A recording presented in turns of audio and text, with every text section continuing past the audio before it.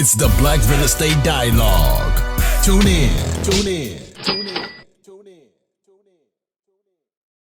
So can you guys break down your first deal and just help us to understand how something like this comes together? Because I know it's not like, oh, I went to Bank of America, the lender said I could put 3.5% down or 20% down. I know it's a bit more complicated, so feel free to keep a high level too, but I just want people to understand like how something like this even comes together when you get to the large multifamily space. Right. So, I'll preface it by just saying something. To really take down these types of deals, you need to be ready to put in extraordinary effort, particularly if you are us, right? And I'll give you an example of an extraordinary effort by one of my partners, Tenny Tolofari, our Director of Acquisitions and co-founder, who is not here with us today. Sold his home in the DC area, moved this entire family to our target market because we had at that point decided that the Southeast market was a market that was actually growing significantly and that we were very interested in. So there was increasing population growth there. There was increasing jobs growth. So it was increasing the median household income there. And there was no rent control. And it was just a business-friendly environment. So that, or the combination of all those things that we saw, including the rent growth that we were seeing in the market, we thought that that was going to be a really great market for us to go to. And without hesitation, he sold his home, moved his family to our target market, and started to interface with the brokers. And to more directly answer your questions, that is where the journey really starts, right? After creating like the community of the folks that you want to go on the journey with, you start making, creating your team of brokers, of lawyers, of CPAs, or accountants, right? For those that need to know what that is, and of other real estate investors, because this is a team sport. Yes, on some of our deals, we are the lead general partners. When I say general partners, I mean the active folks putting these deals together. And some, we are just a co-general partner. There's another lead general partner taking charge of the deal. So of the 4 deals, for example, that we've done, we are lead on 2 of them. On 2 of them, we were like just co-general partners. So it's one of those things that you gotta be willing to go with a team, right? And go in the same direction with that team, right? So once you've put that team of folks together and you're starting to like show value to your brokers, to all of these teams, to your property managers. So you're going to need a third-party property management company that you are very comfortable with to help with the due diligence processes for these types of deals, right? So just eye level, I'll just go through the process real quickly. For example, that same deal that we bought in Columbia, South Carolina, 132 unit Class C property, $12.5 million acquisition that we bought in St. Andrews area of Columbia, South Carolina. So we found out about this property through a broker that we had been, talking to and trying to, get deals from for at least probably 6 to 8 months prior to us getting that deal. and I mean, the tenacity of Tenny, right? It was what kind of led to it. At one point, he drove 3 hours to go meet with one of the broker friends of this broker, right? At a 15-minute meeting and drove 3 hours back home. Wow. And the broker just couldn't believe that this guy was that intense, that he would drive that 6 hours to and fro just to have his 15-minute with him. Very shortly afterwards, we got this deal, from one of his colleagues. So, so once we got the deal, now the deal is a $12.5 million deal. Typically, you need to put down a down payment of about 30%, right?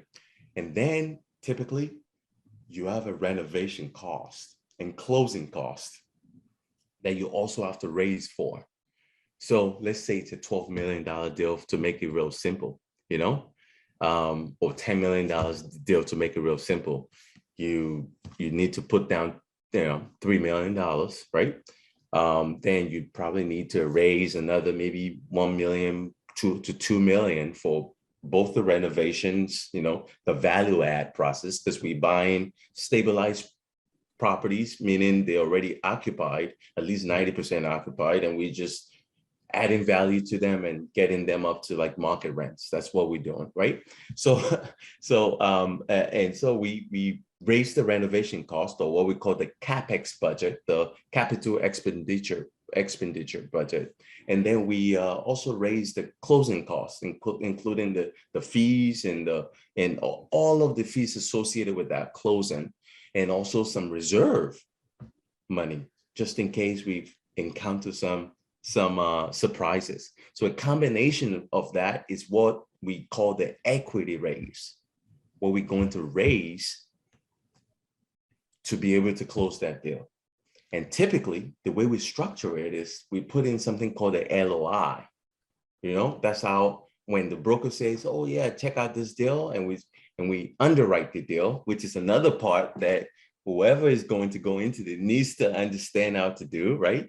Underwriting is essentially putting in all the numbers based on the revenues this property is generating, and based on some generally known assumptions to generate exactly what this property is going to do if you implemented a certain business plan. So based on that underwriting, if the property pencils, then we put in the offer, the letter of intent, the LOI, right? Once the LOI is in, if the seller likes it, the seller accepts it. Once the seller accepts it, then we negotiate what we call the purchase sale agreement, the PSA. Once the PSA has been signed or executed by both the seller and the buyer, now the property is officially under contract. The clock is ticking. Typically, there is a certain amount of time of due diligence that we do, and typically it's about 30 days or more or so. Sometimes it could be 45 days, it could be shorter, and then there's a 30-day period after the due diligence period of closing, right? So in the first 30-day of due diligence, typically you literally go into the property, you go into every single unit, you're making sure that the renters that were on the property's papers that were given to you are the ones that are actually in their apartments. You want to make sure that the amount that they said they're paying is actually what they were paying.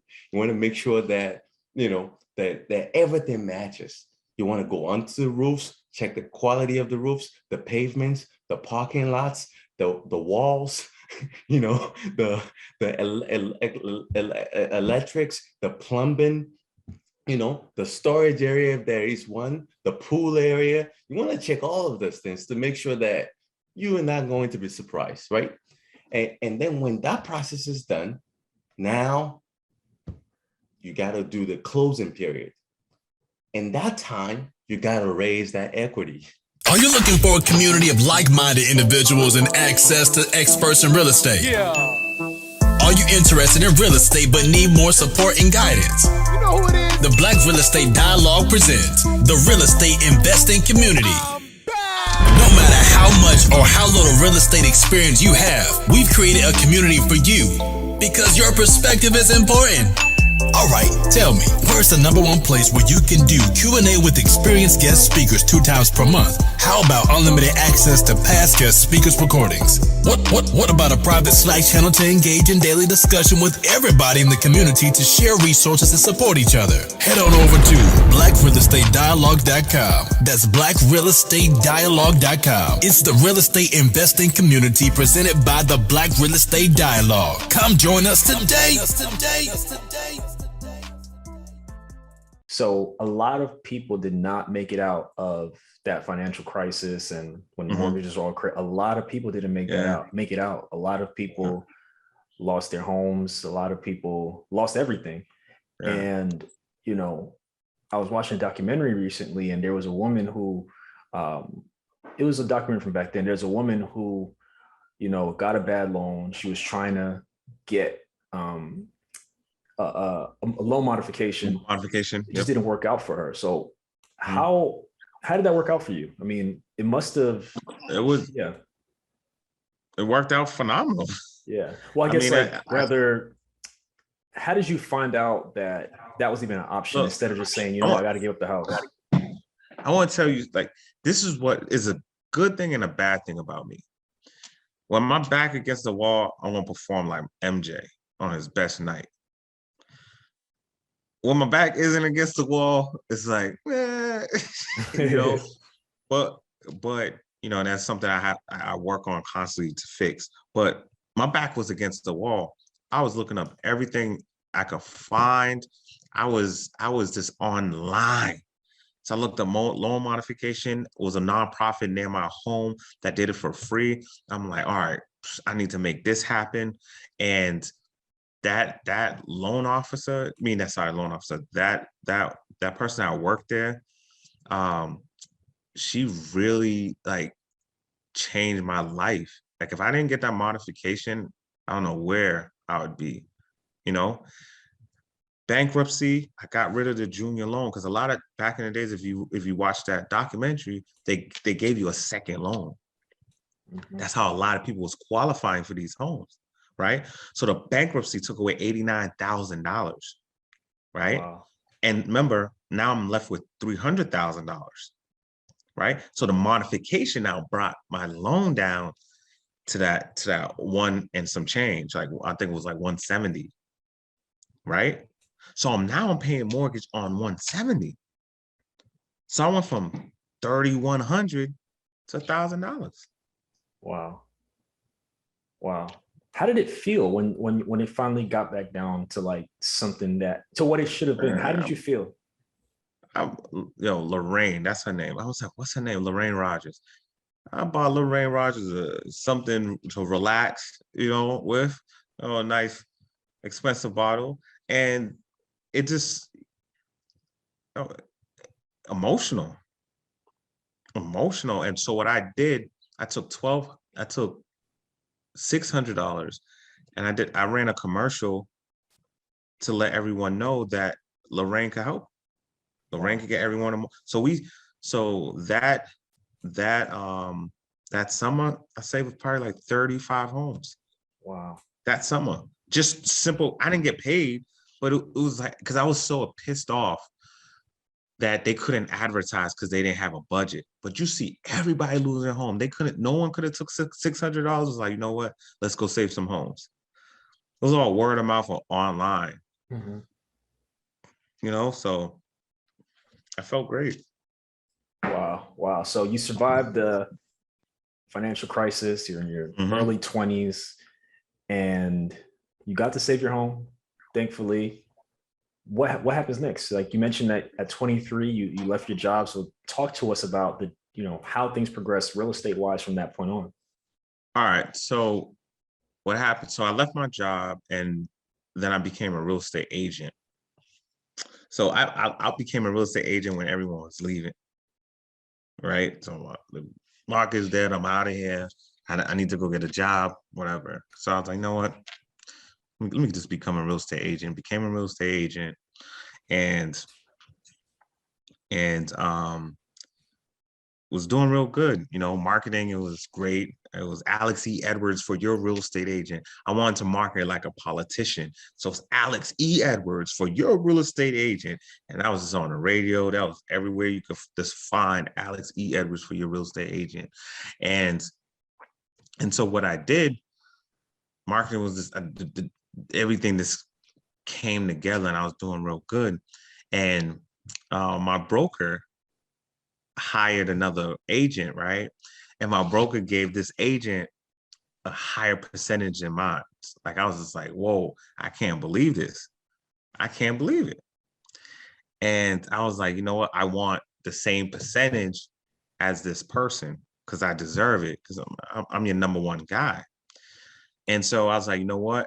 I'm going to go get my broker license and then get that percentage. And one of my friends was like, yo, why get 90% when you could get 100? And I was like, You're right. Like I'm worrying about the next man pocket, the next man money. What's wrong with me? Like, Alex, worry about who you are and what you want to bring to this world. So I studied my butt off and I became a broker, a real estate broker. Now, you know what? I met my my girlfriend at the time, and we was getting serious, right? And you know, it looked like we was heading to marriage. And you know, she wanted to get married, and I said, you know, you want to get married, I need you to get a mortgage, right? I need you to get a mortgage. And my girlfriend at the time, she got that mortgage. So now we dating, we both have homes, right? Mhm. And then after that, we use these homes to pay for our wedding, right? So our tenants pay for our wedding, they wasn't invited. Right? I thought that was pretty cool. And then we bought a flip, and then we bought an investment, and then we bought another investment, then we bought two flips. Then it just boom, got a brokerage, went from myself in the basement to almost 40 agents in a span of about 5 years. Wow. Hi everyone, Sam here from the Black Real Estate Dialogue. Make sure to hit that notification bell and that subscribe button, and to visit us at blackrealestatedialogue.com.